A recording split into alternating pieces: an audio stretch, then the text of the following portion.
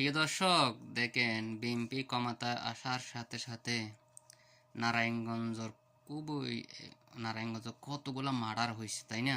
ছাত্র জনতা খুন হয়েছে, পুলিশ গুলি করছে। এইগুলা সব অর্ডার দিছে নারায়ণগঞ্জের মেয়র সেলিনা হায়াত। সে এখন বিএনপি ক্ষমতা আসার সাথে তাকে জামিন দিয়ে দিছে।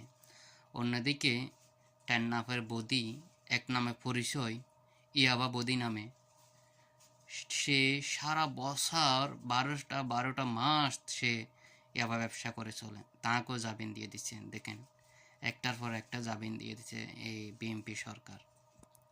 দেখবেন কিছুদিন পরে যেতগুলা পুলিশ সেনাবাহিনী তাদের মামলা হয়েছে সব একটা একটা করে সবাইকে জামিন দিয়ে দিবে।